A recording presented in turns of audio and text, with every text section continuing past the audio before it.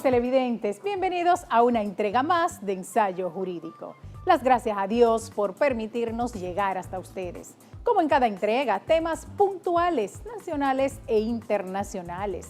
Nuestras acostumbradas secciones de Derecho de Familia, Migratorio, Conoce tu Constitución, la Constitución Infantil con Emmanuel Alexis y encomendando un interesantísimo diálogo con el licenciado Julián Cerulle. Aspectos que puedan ser modificados en el Código Laboral o Ley 1692. Importante, relevante para los trabajadores dominicanos y también para la nación. Así que no te pierdas Ensayo Jurídico tras una brevísima pausa.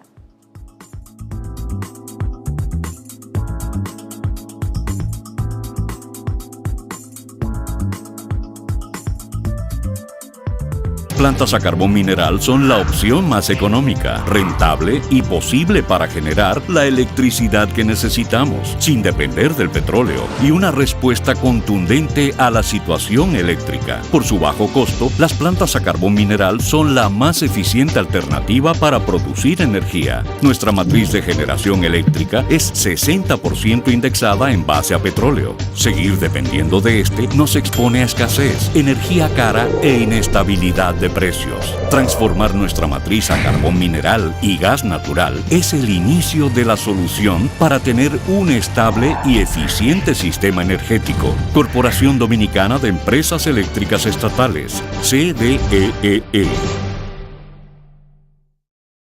IMEGORD, Instituto Médico Estético Doctora Doris Medina.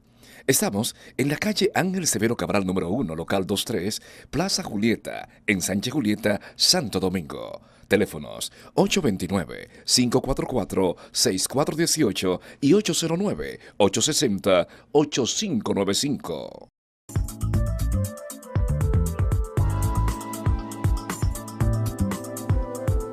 De vuelta con Ensayo Jurídico, estamos en el ámbito internacional. Vámonos inmediatamente a lo que está sucediendo en Estados Unidos con el tema migratorio. En estos momentos asoman planes bipartidistas en el Senado de esta nación para posiblemente modificar aspectos migratorios. Pero una situación relevante, señores, a considerar es que se trata de la tarjeta de residencia legal permanente en esta nación. Al menos 2 proyectos de congresistas se están discutiendo en estos momentos. Y se trata, señores, además de un tema muy importante: otorgar residencia permanente a aquellas personas que se han beneficiado de la categoría de visa H1B. Estamos hablando de un visado especial para trabajadores con condiciones especiales. Y bueno, sin duda que desde el año pasado Estados Unidos ha decidido qué tipo de inmigrantes quiere, y con una cuota limitada de 65,000 visas H1B, con una demanda empresarial muy amplia, se discute en estos momentos aumentar este tipo de visa, esta categoría de visa, casi a una cuota de 200,000. Imagínense qué beneficio para las grandes empresas radicadas en todas partes del mundo, principalmente aquellas que tienen intereses de mandar a sus funcionarios y profesionales hacia Estados Unidos. Esta categoría de visa, desde el 1990, que fue que se implementó la misma, no ha recibido ninguna modificación en su cuota, y en esta ocasión pues se trata de un consenso de planes de aumentar este número de visas y sobre todo esta cuota anual de tarjetas verdes disponible para residentes legales y personas que califiquen para este tipo de visa. Las iniciativas son un intento de aliviar la alta demanda de visados, en esta ocasión en particular entre las empresas que utilizan este tipo de visa H1B, cuyos portadores son obligados a abandonar el país después de un tiempo. Por supuesto que este tipo de visa se entrega con una limitante para cumplir su contrato de trabajo, pero si se hace la modificación y dan el paso hacia la residencia definitiva, por supuesto que se van a quedar a residir en Estados Unidos y es la intención en estos momentos de demócratas y republicanos que se han puesto de acuerdo en torno a la medida, pues se trata de asegurar a un personal capaz que va a generar ingresos a esta nación. ¿Qué tipo de inmigrantes quiere Estados Unidos?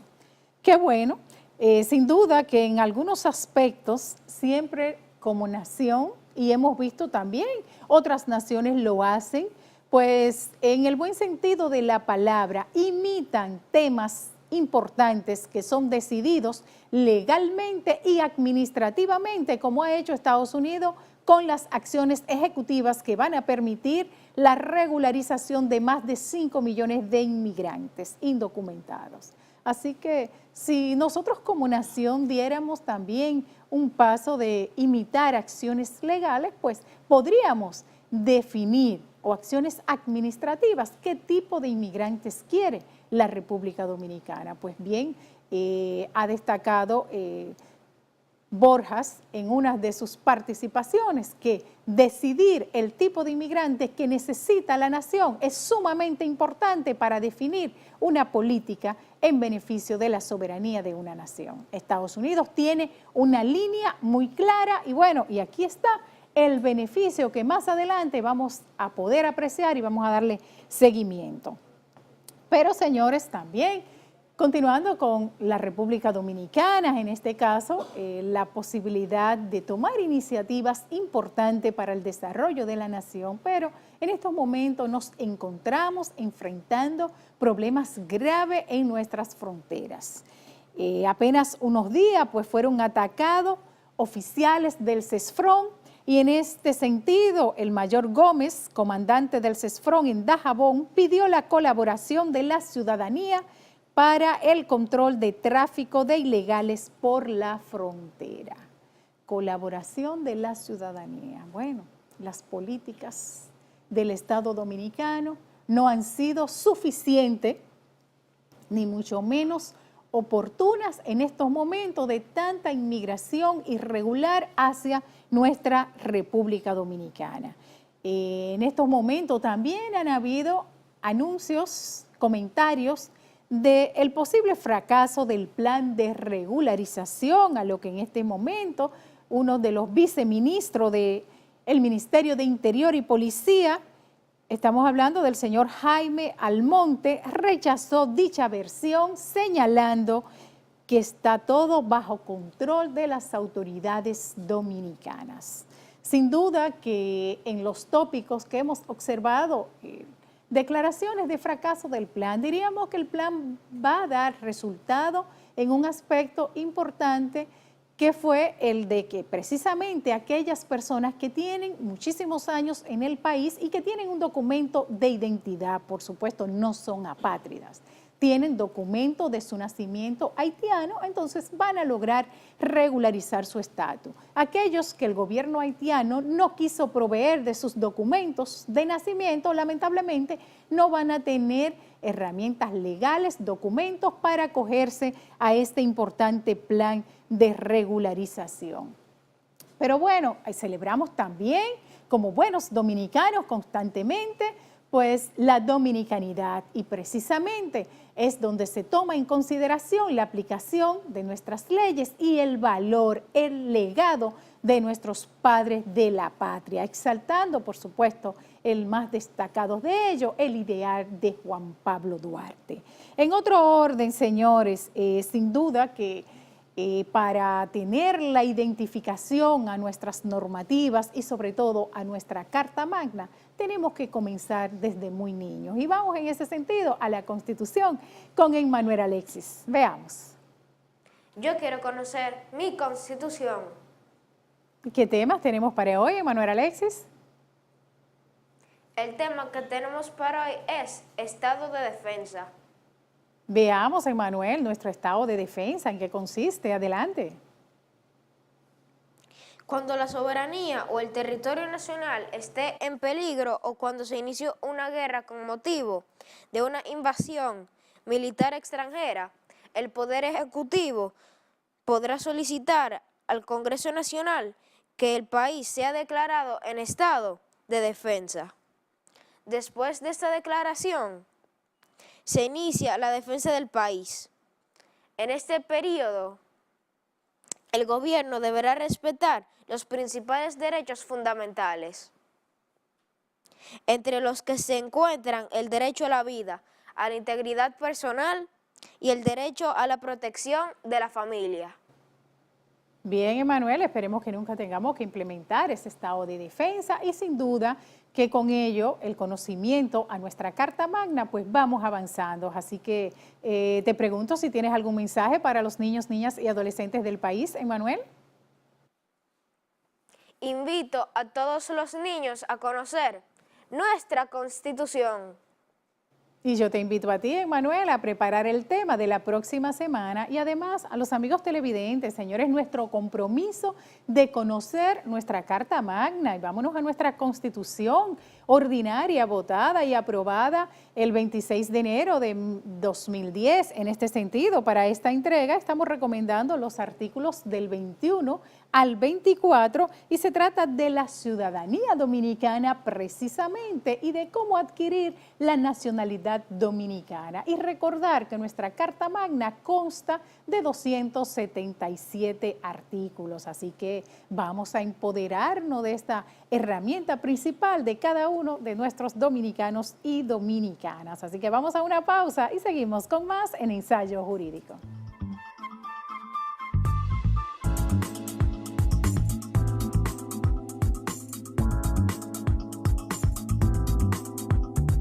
Las plantas a carbón mineral producen casi 40% de la energía eléctrica mundial y más del 50% en potencias como Estados Unidos, Alemania, Israel, Australia, Rusia, Reino Unido, India, Brasil, Chile y otros países con gran desarrollo que usan este recurso debido a su bajo y estable costo. Hoy, en el mundo, se construyen cientos de plantas a carbón mineral y hay planificadas casi 1.200 más, lo que evidencia la confianza en esta tecnología. Transformar nuestra matriz a carbón mineral y gas natural es el inicio de la solución para tener un estable y eficiente sistema energético. Corporación Dominicana de Empresas Eléctricas Estatales, CDEE.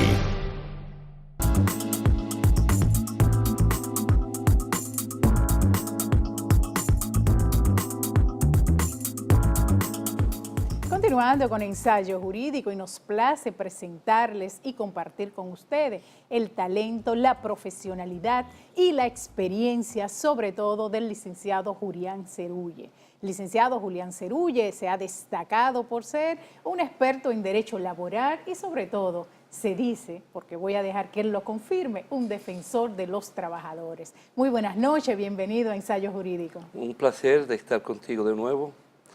Observo que con el tiempo te estás poniendo más hermosa. El amor de Dios y de la ¿verdad? Familia, así que lo recomiendo Con para el todos, perdón ¿verdad? del compañero.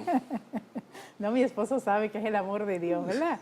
Que combinamos en cada entrega, las familias dominicanas, porque sin Dios no hay lugar al Claro. paso, al avance. Claro. Bien, licenciado, definitivamente en un inicio de año se impone como todos los trabajadores. El país espera cambios positivos y de hecho se ha dicho que este 2015 va a ser un año de desarrollo, de éxitos económicos para la República Dominicana. Pero esos éxitos, para que puedan darse, deben depender de políticas públicas idóneas, pero además un tema de mucha importancia que es el laboral, que lo recibimos como cerramos el año pasado, que precisamente usted también nos ilustró en Ensayo Jurídico sobre posibles aspectos que se pudiesen modificar en una amplia y posible modificación al Código Laboral o Ley 1692. Pero en estos momentos nos encontramos solo con las intenciones de un diálogo tripartito que vamos a entrar más adelante. Este diálogo se trata sobre gobierno, sindicalista y los empresarios. Pero antes de entrar en las aspiraciones que tiene esta comisión, más bien, vamos a conocer un poquito de la historia del derecho de trabajo, de nuestro código en la República Dominicana, para que luego entremos en estas partes puntuales. Mira, el derecho del trabajo es el resultado de una revolución industrial en Inglaterra, donde surgió la máquina, se comenzó a provocar ya la transformación de la materia prima, ya no solo con un carácter individual, sino con un carácter colectivo, y surge lo que se llamó y se llama la distribución social del trabajo. Allí empezamos a ver las grandes leyes que esa misma revolución fue provocando su nacimiento, tanto en el derecho del trabajo como en la seguridad social, que hoy marchan unidos. Tú no puedes desligar una de otra, aunque son dos disciplinas que van teniendo su propia personalidad, sus propias herramientas como dos grandes instrumentos para la paz laboral. Europa nos hace enseñanza extraordinaria, principalmente en los países del centro como del norte de Europa. Tú coges los países nórdicos y no se oyen escándalos ni grandes huelgas, porque allí hay una conciencia de lo que es ser un empresario. Claro. Allí hay una conciencia de lo que es la unidad de aquellos que son los dueños, los propietarios de los medios de producción. Pero al mismo tiempo te toma un país como Alemania. Alemania en sí no cuenta con un código de trabajo como tal. Es el resultado de las grandes negociaciones colectivas que surgen a través de las grandes federaciones y sindicatos. Y por el mutuo acuerdo entre las partes con un norte, la paz sociolaboral, la paz socioeconómica de una nación. Te encuentras, por ejemplo, con el caso de Francia. Francia se adelanta, teniendo instituciones para ello que son de alta expresión de la dignidad, como es el caso de las vacaciones. Para un francés, para un trabajador, las vacaciones son sagradas. Trabajan para ahorrar para sus vacaciones. Claro, y el estadounidense también tiene Los una cultura muy estadounidenses fuerte hay sobre una esto. cultura. Es el tiempo que debe dedicar el trabajador para su descanso personal y compartir con su familia. Claro. Es un relax espiritual, es un relax físico que se busca y al mismo tiempo una integración alejado de lo que es el ruido, de lo que es el marco de la agitación. Te encuentras, por ejemplo, con una figura como la jornada de trabajo, mientras buscamos a través de la flexibilidad del código alargar la jornada. En países ya como Francia no, se habla de 35 horas a la semana y es una forma de abrir el mercado a que vengan otros trabajadores y un mayor descanso y dedicar más tiempo también a lo que debe de ser la cultura, la educación y la transformación en el ser humano. Y un trabajador que va a producir más para su empresa, Claro, porque va a tener más talento, claro. más salud sobre todo. Te encuentras con el caso de otros países, principalmente en los países nórdicos, los países asiáticos, Japón, China, Singapur. Esos países le dan al trabajador todo el derecho para que tome tiempo hasta dentro de la jornada para ir buscando una nueva reingeniería en el conocimiento a la luz de la ciencia, de la tecnología, de la técnica y de la automatización. Los países asiáticos, y como bien se puede recoger en varias de las obras de un periodista argentino radicado en Miami, que es, creo que es Ottenwader, que tiene unos programas por televisión y escribe mucho hasta en periódicos nacionales, nos encontramos cómo los países de Asia luchan por una mano de obra calificada. Claro. Ese es un norte en el derecho del trabajo. Ese es un norte hacia la garantía de la permanencia del contrato. El contrato de trabajo, fíjate, no es para que yo sea tu trabajador por un año, porque tú en un año estás invirtiendo tiempo para disciplinarme, claro, para darme tu metodología, para enseñarme a conocer cómo debe de ser la elaboración de un producto, la calidad del producto, y al mismo tiempo conocer el mercado, cómo introducir. Entonces, tú buscas introducirme al mundo de la empresa, porque la empresa no solo son las máquinas para generarte beneficio. La empresa es una unidad social, es una entidad de carácter humano, porque aparte de la máquina, aparte de la materia prima, quien pone todo eso en movimiento es el ser humano. Y en la medida en que el ser humano recibe un trato de dignidad y donde se exprese la dignidad como la parte de mayor simbolismo, entonces hay un mayor esfuerzo humano de amor a esa entidad porque allí también está su paz. Entonces tú tienes que buscar que el trabajador tenga una permanencia en el tiempo, sin temor a los años que tenga, porque entre más años tiene, más experiencia va a ir acumulando.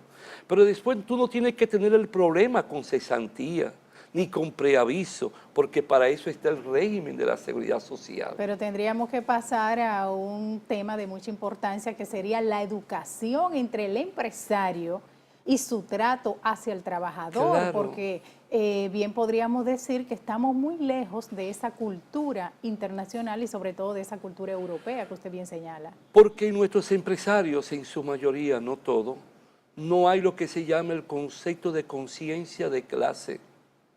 El burgués nace como una parte de las dos clases sociales, pero con un concepto claro de ser dueño de la máquina, ser dueño del dinero, ser dueño de la materia prima y dueño de los beneficios. Pero ese burgués fue aprendiendo que por sí solo él no podía subsistir. Él también tenía que buscar la estabilidad contractual, la estabilidad económica, con salarios dignos, porque en la medida en que el trabajador gana un buen salario, tiene buenos ingresos, su poder adquisitivo crece. Hay un pasaje como una anécdota entre los japoneses y los franceses. A ver. Los japoneses industriales de carro invitan a los franceses a ver su todo. Y se encuentran los franceses que allí hay muchos robots, que son los que están haciendo el trabajo, que hacían en Francia el material humano. Y le dicen los japoneses, ustedes ven, aquí tenemos una paz permanente, no tenemos problema de huelga, no hay negociaciones colectivas. Entonces ellos le dicen los franceses, ¿y quiénes te van a comprar los carros? Exacto. ¿Quiénes van a comprar los pantalones? ¿Cómo van a generar más camisas las industrias japonesas si no tiene quien pueda tener un salario y un poder adquisitivo, incluyendo sus familiares? No, lo que hay que buscar son dos aspectos fundamentales. Primero, tener un concepto de lo que es una mano de obra calificada. Cómo invertir junto al Estado. El Estado está llamado a jugar su papel para que surjan los politécnicos por toda parte. Transformar la estructura arcaica de la educación por politécnico, donde tú empieces desde el 8º curso o 6º curso de la primaria a involucrarte, a introducirte en el mundo de la tecnología. Hasta en Haití, quiero que sepa, porque tiene una influencia francesa, muchos de sus politécnicos con sus limitaciones, tú te encuentras aquí con haitianos que estudiaron hasta el 2º año del bachillerato, pero son herreros, son plomeros. Sí. Ya Juan Bosch, para el 1963, se dirigía al pueblo dominicano a través de una locución y le hablaba por qué necesitábamos albañiles preparados, por qué necesitábamos carpinteros, plomeros, electricistas, que con conciencia, porque el que tiene conciencia sabe que su trabajo es un arte y tiene que convertirlo en arte. Claro. Y ahí está la diferencia en nuestros trabajadores en sentido general, que no le hemos enseñado a ver su trabajo como un arte y que se enamoren de su trabajo por los derechos sociales y colaterales y económicos que deben ser garantizados y protegidos. Bueno, esperemos que con las tandas extendidas se incluyan algunos tópicos de estos porque van a beneficiar a los futuros hombres y mujeres de la República. Vamos a entrar, licenciado Cerulle, a lo que es el diálogo tripartito en estos momentos. Se ha reunido el representante del Estado Dominicano, los sindicatos y el sector privado, pero en la última reunión solo quedaron gravitando sobre detalles de procesos legales. Diríamos que los procedimientos establecidos en nuestro Código Ley 1692 son lo que han parado realmente una posible negociación en estos sectores. No, el problema es económico, no es en el procedimiento. El procedimiento ser modificado es algo que le beneficiaría a todo el mundo, porque estamos hablando de un procedimiento que nos viene del Código Viejo, desde la época de Trujillo. El Código del 1992 casi dejó intacto lo que estaba en la Ley 637. lo que tiene es buscar variantes, buscar determinadas modalidades y transformaciones en ese procedimiento. No creo que provoque una cosa del otro mundo. El darle una mayor fuerza a lo que debe ser un proceso de conciliación y arbitraje, yo creo que eso no lo va a alejar. El asunto está más en los empresarios, en que quieren provocar una modificación en la jornada de trabajo, quieren la flexibilidad en las vacaciones, quieren dar lugar de nuevo a lo que deben de ser los contratos de prueba, quieren dar lugar a que la cesantía sea variada, el preaviso, todos esos aspectos que conllevan lo que ellos consideran una fuerza económica. Cuando se habla de conciliación entre patrono y empleado, realmente hay una obligación con el cumplimiento a esa conciliación. Los empresarios están demandando ahora que cuando se inicia una conciliación, si más adelante se interrumpe esta conciliación, no se debe permitir la demanda por el monto del proceso. Eso fue uno de los aspectos que se discutieron en la última reunión la semana pasada. De todo eso se le puede buscar una respuesta. La institución del arbitraje, más que la conciliación, va tomando una fuerza extraordinaria en el mundo. No importa la naturaleza del gobierno existente en un país. Hoy se está buscando que las partes den respuesta sin tener que tocar la puerta de los tribunales. Yo coincido con eso plenamente. Los litigios son muy desagradables, cansan y al mismo tiempo, en vez de beneficiar, perjudican. Yo lo que creo es que el empleador tiene que tomar conciencia de poder prever el no tener que abocar sin involucrarse en litis. Fíjate, en Brasil, por ejemplo, en Brasil el empresario está llamado a ir reservando un 5% del salario general que paga al mes. Se va guardando en una cuenta especial. Al igual que el Brasil, está en Chile también. Ese es un dinero que se va guardando para cualquier futura liquidación. Okay. Yo siempre he considerado que todo empresario debe de guardar X% de los beneficios que obtiene en el año para el día que tener una cuenta especializada, con fondo especializado, para el día que no le convenga a un trabajador.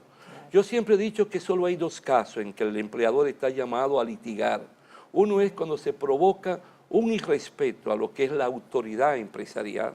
Y lo segundo, cuando se tiene la prueba real y efectiva que el trabajador ha robado. Claro. En lo demás, hay que evitar la litis. Las litis nunca son convenientes. Tendríamos que dar un paso de avance en términos de conciliación. Claro que sí. Y mediación, porque definitivamente los tribunales laborales viven abarrotados de demandas y la inconformidad de los patronos de las empresas, porque lo que están pidiendo en estos momentos, tengo entendido que no existe en el Código Laboral y usted en este sentido nos va a aclarar.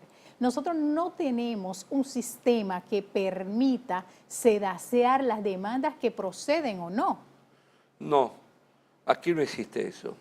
Entonces, este pedimento que ellos han hecho en los últimos días de que el tribunal pueda tener la oportunidad de evaluar que se inició con una conciliación y que ese monto que está demandando el trabajador no se corresponde, que debería de ser por el monto justo. Yo creo que esto es un pedimento que realmente los tribunales nuestros no están facultados para evaluar. No, mira, por ejemplo, todo depende. En lo que concierne a las prestaciones laborales están debidamente, taxativamente definidas en el Código, de acuerdo a la antigüedad y de conformidad con el salario que el trabajador perciba durante el último año. A eso no tiene que acarrear ningún tipo de inconveniente porque un juez sabe que tiene que ajustarse. Donde viene el problema sería en la indemnización procedimental de los 6 meses. Si se aporta o no, si hay la conciliación y qué tiempo llevó la conciliación, dónde empieza a correr si el caso terminó tantos meses después que se cierre la conciliación. Pero de esa forma la conciliación podría ser víctima de un torpedeo para que se alargue. Y entonces ahí sí es peligroso. Fíjate cómo eso no se detienen a verlo muchas veces. También en vez de ver el torpedeo con los incidentes ya en el proceso, puede, de la forma que se quiere, de que no se tome en cuenta ese tiempo, puede ser que se provoque un torpedeo en la conciliación. Claro. No, Yo lo que creo es que debe de existir un concepto de arbitraje preliminar o conciliación, como quiera llamársele. Con plazos, con plazos expeditos, claro porque que sí. podrían enfrentar entonces los Claro. plazos legales del código. Digamos, tenemos 15 días para una conciliación. Claro. Lo que tú no vas a lograr en una semana, en una conciliación en materia laboral, donde tú no estás hablando de millones de pesos, es porque tú no lo vas a ver ya. Claro. En cuanto al uso de testigos en las demandas, ¿cómo lo maneja nuestro Código Laboral? Porque esto veo que ha sido un reclamo también del sector empresarial capitalino, precisamente porque ellos quieren que se establezca dentro de las posibles modificaciones hasta el tipo de testigos que puedan ser utilizados en una demanda. ¿Usted cree esto prudente? Esto no lo va a contestar, por favor, licenciado Cerulle, tras la pausa. Placer. Vamos a una pausa y volvemos inmediatamente.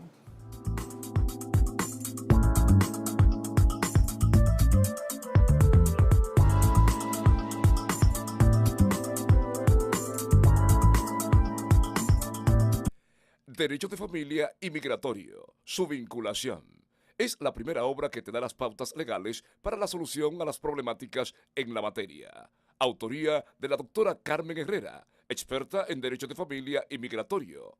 Adquiérela ya en Centro Cuesta Nacional, Gaceta Oficial y la Asociación de Abogados y Abogadas Independientes ANAI.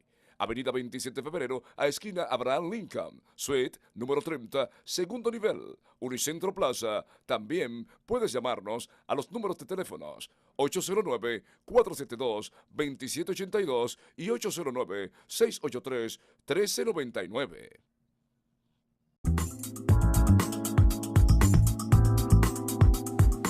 Continuando con Ensayo Jurídico, estamos conversando con el licenciado Julián Cerulle, experto en Derecho del Trabajo. Y bueno, antes de ir a la pausa, licenciado Cerulle, conversábamos sobre las intenciones del sector empresarial y una de ellas trata hasta de establecer pautas específicas para cómo manejar un proceso en el cual ellos quieren testigos específicos, desvinculados totalmente de su empresa. ¿Qué usted nos recomienda al respecto? Fíjate, el código tal como está elaborado, le protegen demasiado a ellos con los testigos, llegando al extremo que un trabajador que haya salido de una empresa hasta que no transcurren 6 meses no puede ser testigo de otro compañero. Sí. O sea, le impiden al trabajador poder beneficiarse del compañero que compartía con él y pudo apreciar y observar todo.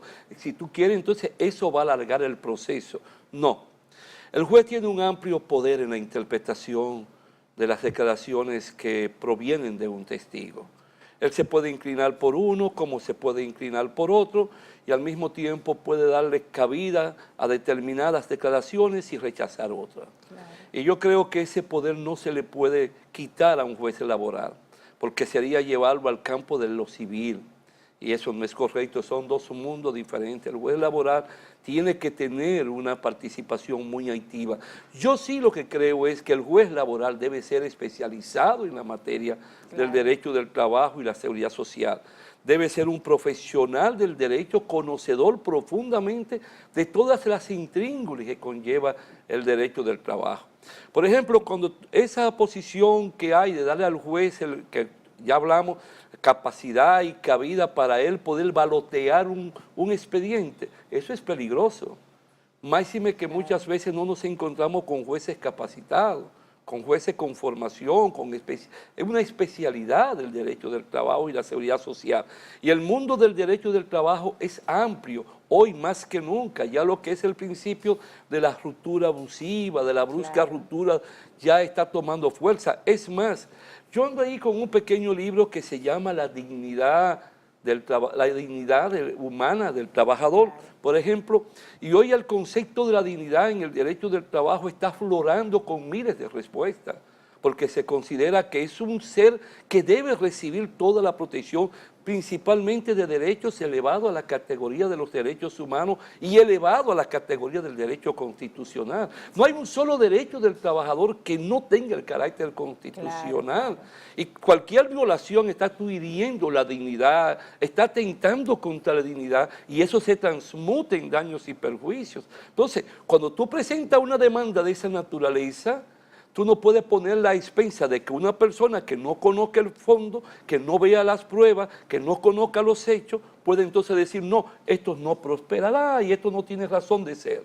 Ellos quisieran testigos sordos y mudos que no van a aportar al proceso, ¿no? Tiene que ser equitativo, tiene que ser justo, tiene que ser un proceso donde pueda aflorar la verdad. Y la verdad en el derecho del trabajo, en el procedimiento laboral, es activa, es viva. ¿Por qué? Porque hay que buscarla. Claro. Aspectos que ciertamente no irían en una discusión para la posible modificación en torno, diríamos que ya a lo que son conquistas adquiridas de los trabajadores. ¿Usted cree que sin tocar esos aspectos que usted nos va ahora a mencionar, se podría llegar a un acuerdo con el sector privado? Yo te voy a ser sincero. Para mí, en estos momentos, no hay nada más que lleve y provoque pérdida de tiempo que hablar de modificación del código. Lo correcto sería, de algo que tú tocaste, es cómo nosotros concentrar toda la atención para que surja una mano de obra calificada, a tono con los cambios y las transformaciones que están dando. Que podamos tener trabajadores que puedan tener conciencia de lo que es la transformación de la materia prima, conozcan el mercado y al mismo tiempo puedan recibir salarios nobles y dignos y el poder adquisitivo aumente. Y eso va a redundar en beneficio de la estabilidad de la empresa. Pero todo eso tiene que estar acompañado, como vengo sosteniendo, no de una forma aislada del código. Eso tiene que ser parte de una relación con un pacto de nación. Un pacto de nación que lo veamos en sentido global. Pero nos arropa el desequilibrio, licenciado, y en este sentido es peligroso sentir una reforma alejada cuando hay un sector poderoso demandando de que sí se modifique, pero solo con beneficios para ellos. Entonces es peligroso para aquellos que no tienen voz, definitivamente. No, por eso es, el trabajador no está en capacidad de tener una discusión ahora mismo de tú a tú con ellos, a menos que el gobierno central se convierta en abogado de los trabajadores. Sí. Aquí no contamos con un movimiento sindical sólido, aquí no contamos con un liderazgo sindical que imponga con la fuerza moral que hubo para la década de los 70 y de los 80. No, para imponer el código del 92 tuvo que existir una influencia externa. El señor Balaguer se vio obligado, se vio conminado porque la Organización Internacional del Trabajo jugó un papel protagónico. Entonces, ¿a dónde es que hay que llevar al gobierno y llevar a los sectores de la producción nacional? Es comprender que debe de haber un pacto de nación donde involucremos. Por ejemplo, ¿por qué es lo que tienen que estar peleando los empresarios? Los empresarios deben de hablar de que debe de haber una política fiscal de integración y beneficiosa para que redunde en beneficio de toda la sociedad y el pueblo.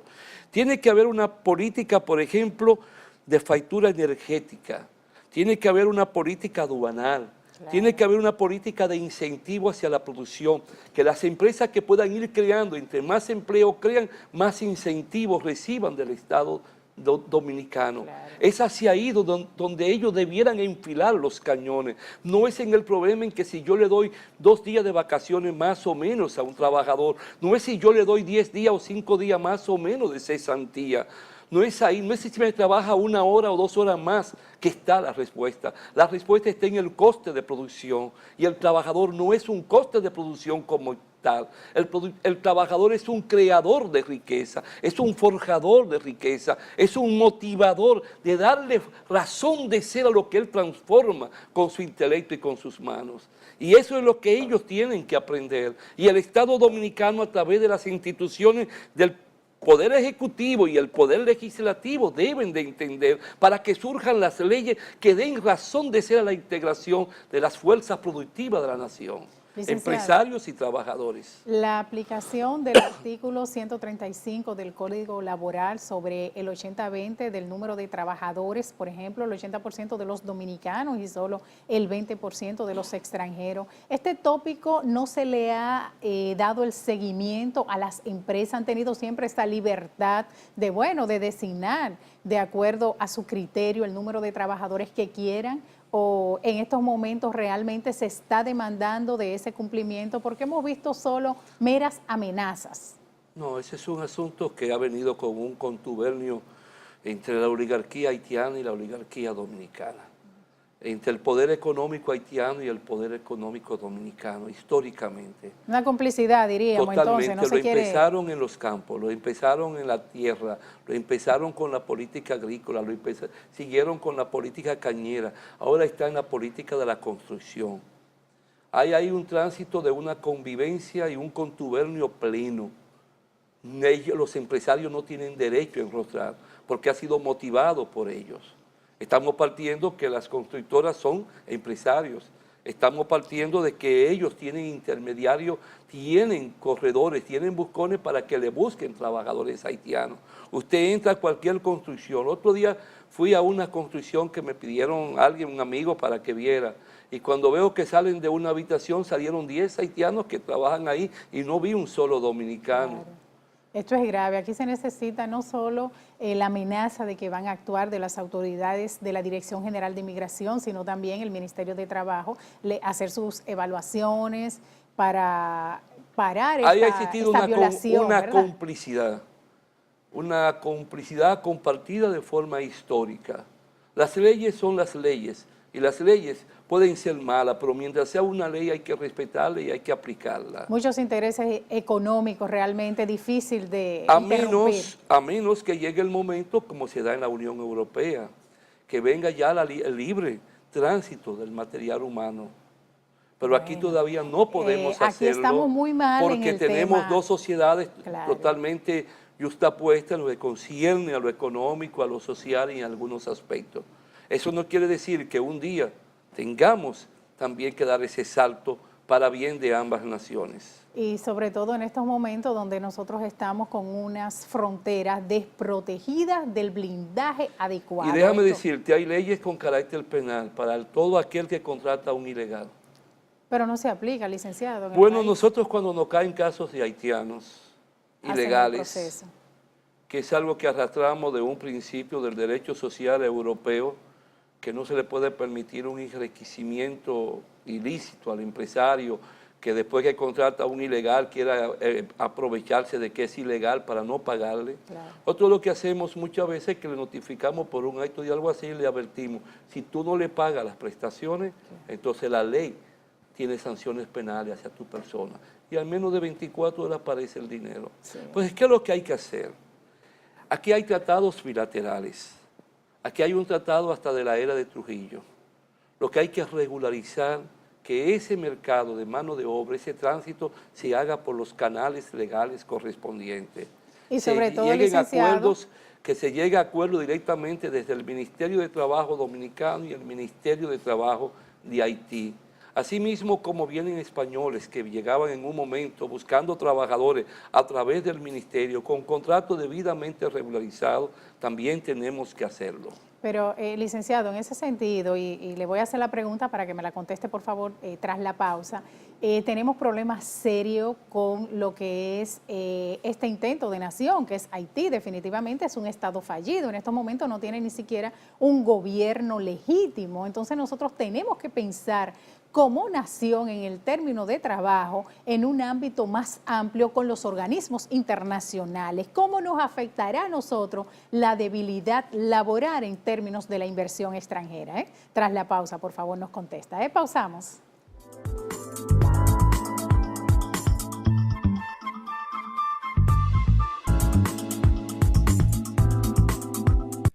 Derecho de familia y migratorio. Su vinculación.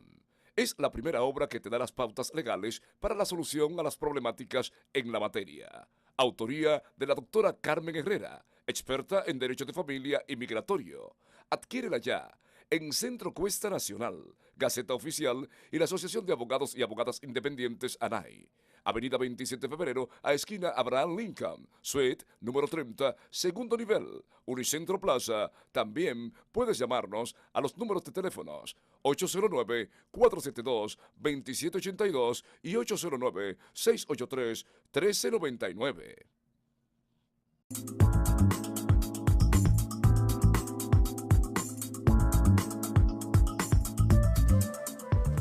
Continuando con Ensayo Jurídico, estamos conversando con el licenciado Julián Cerulle, experto en Derecho Laboral. Y bueno, licenciado, ante esta panorámica amplia del derecho laboral que usted excelentemente nos ha planteado, el tema internacional, por ejemplo, cuando estamos, las protestas, por ejemplo, afectan mucho a las inversiones extranjeras, la falta de acuerdo en un sistema laboral idóneo, precisamente como usted lo mencionaba, donde se toma en consideración el tema humanitario, pero también con un respeto a la normativa laboral.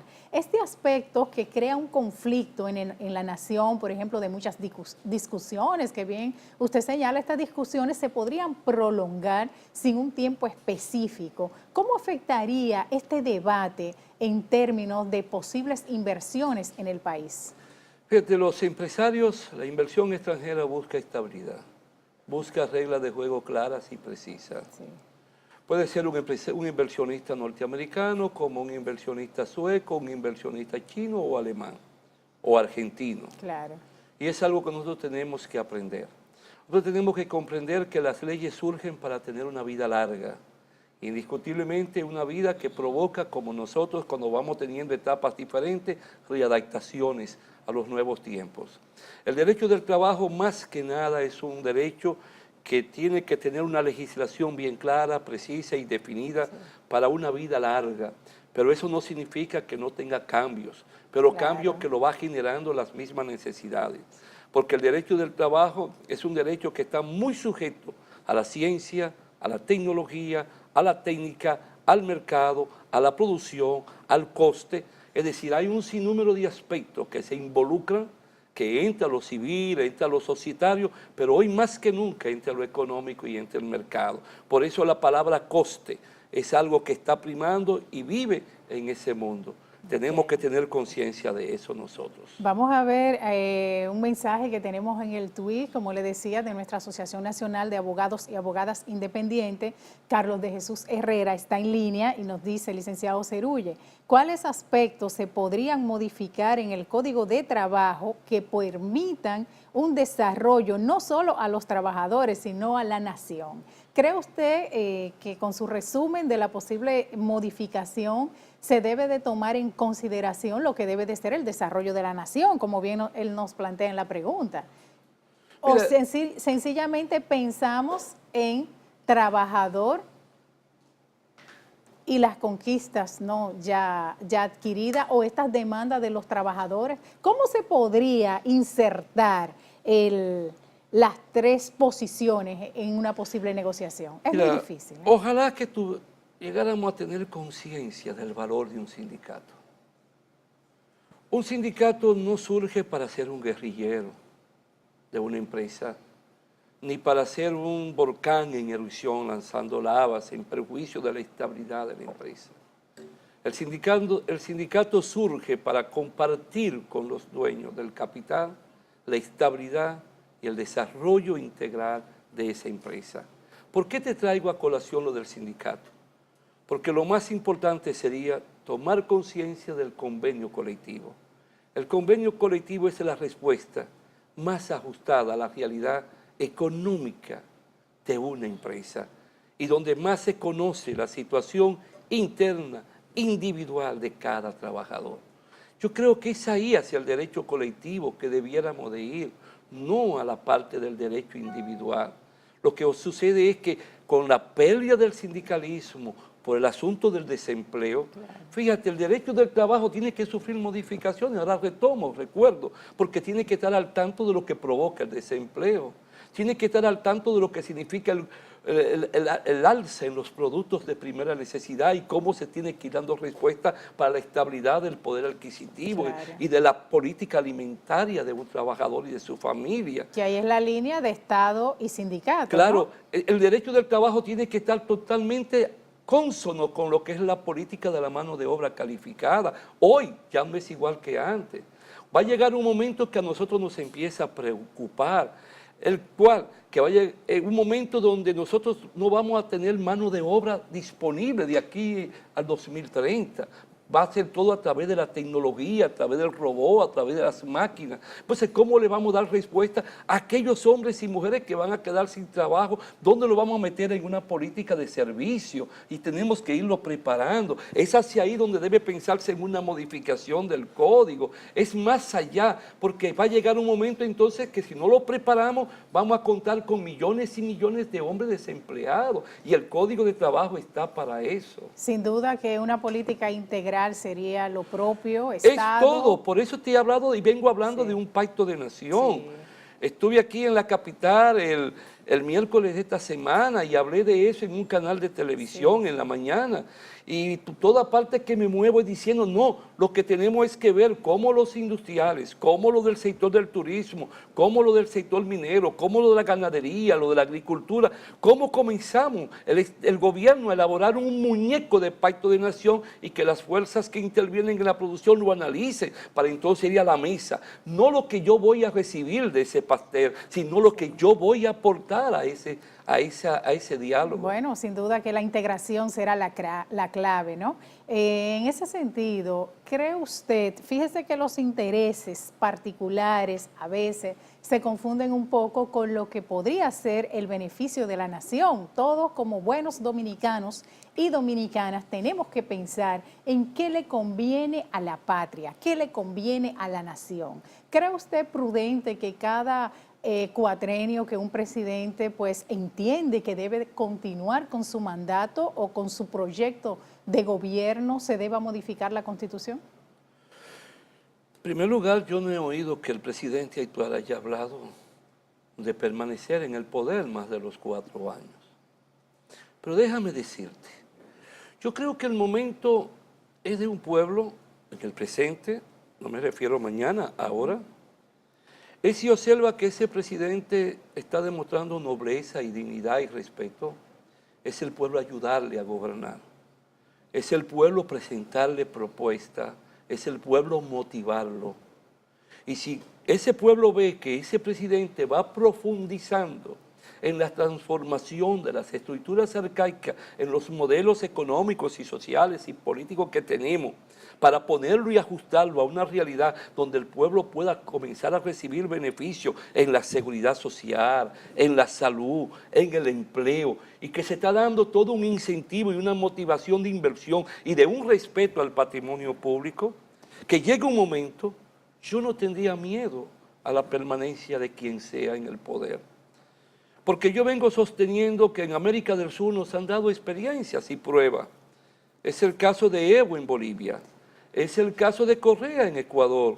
Han salido de todo el maramo. En Ecuador cada 6 meses daban un golpe de Estado. Se nos acabó el tiempo, licenciado. ¿Cree usted finalmente que las políticas migratorias que se han implementado en el país han sido las más idóneas? No, todo está siendo bajo un efecto de la improvisación, de un efecto de presiones nacionales y externas. No, tiene que ser un asunto bajo un concepto de un diálogo y de una armonía de respeto entre ambas partes. Qué bueno, me encanta escuchar eso de usted. No tener odio hacia los haitianos. No, nosotros no hacia somos ninguna nacionalidad. Nosotros no somos mejores que ellos. Claro. La mayoría del color de la piel de nosotros es negra. Así es, pero que se apliquen las leyes y que se respeten sobre todo. Tú no haces nada con hablar de leyes si no tenemos el concepto del respeto y de la aplicabilidad, de la aplicación y del principio del imperio de la ley. Licenciado, muy agradecido de tenerlo acá en Ensayo Jurídico. Yo quiero obsequiarle nuestra primera obra de Derecho de Familia y Migratorio, su vinculación. Muy bien. Así que con mucho afecto y consideración por usted, un placer, como siempre,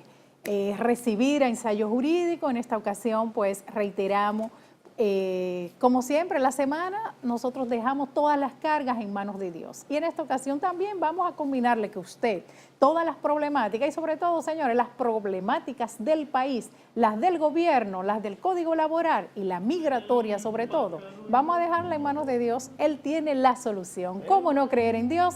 Y hasta la próxima entrega de Ensayo Jurídico. Y en mis sueños cada noche estabas tú. Desde entonces quiero darte siempre gracias, porque puedo darme cuenta de tu amor. beberé de tu cuerpo y de tu sangre, y por siempre te daré mi corazón. ¿Cómo no creer en Dios? Si me ha dado los hijos y la vida, ¿cómo no creer en Dios? Si me ha dado la mujer querida, ¿cómo no creer en Dios? Si lo siento en mi pecho a cada instante, en la risa de un niño por la calle, o en la tierna caricia de una madre.